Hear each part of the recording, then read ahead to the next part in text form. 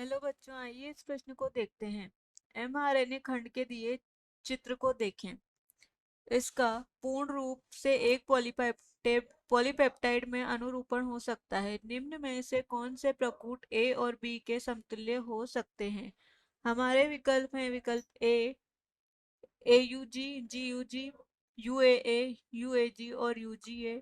विकल्प बी है UAA, UGA, AUG, GUG और UAG। विकल्प सी है AUG, UGA, GUG, UAA और UGA।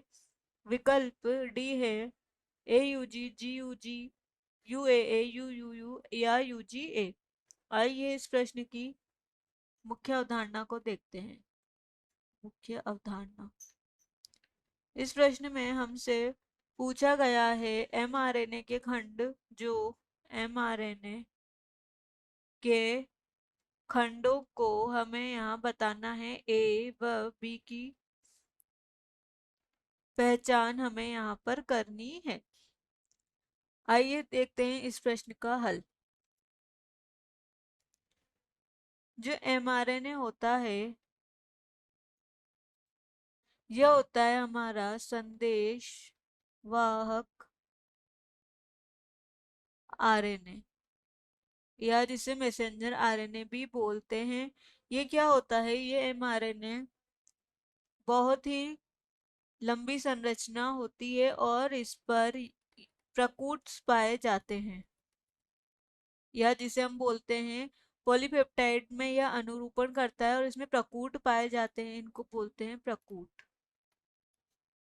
ये यहाँ पर प्रकूट पाए जाते हैं। कुछ प्रकूट प्रारंभिक होते हैं और कुछ जो है समापन कोडोन कहलाते हैं। यह जो हमारा एमआरएनए होता है, ये 5 सिरे से 3 सिरे तक होता है। इसमें मुख्य कोडोन होते हैं, इसमें प्रारंभिक कोडोन होते हैं।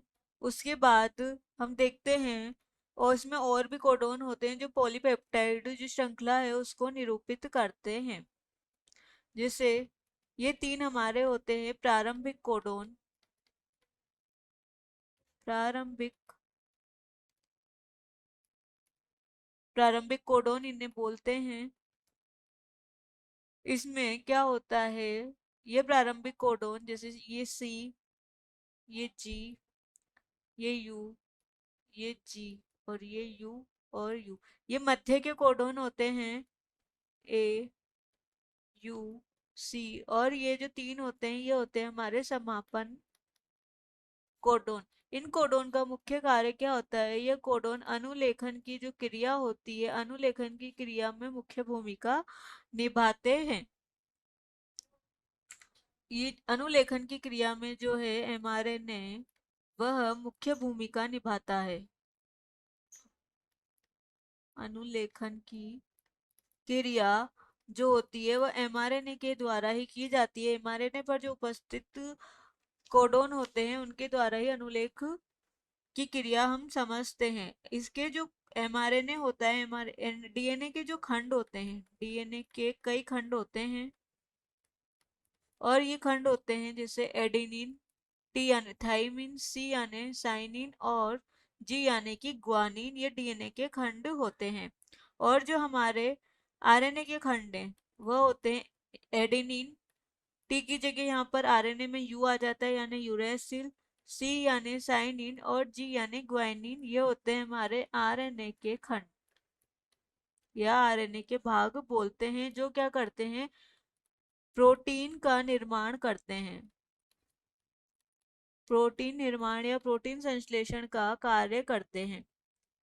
और ये क्या करते हैं? पॉलीपेप्टाइड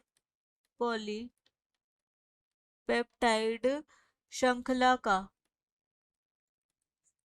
पॉलीपेप्टाइड श्रृंखला से ही क्या होता है? आरएन जो है पॉलीपेप्टाइड श्रृंखला से ही आरएनए का निर्माण होता है। आरएनए से ही क्या होते हैं? ये एमआरएनए से ही जो क्या होते हैं? पॉलीपेप्टाइड श्रृंखला का निर्माण होता है।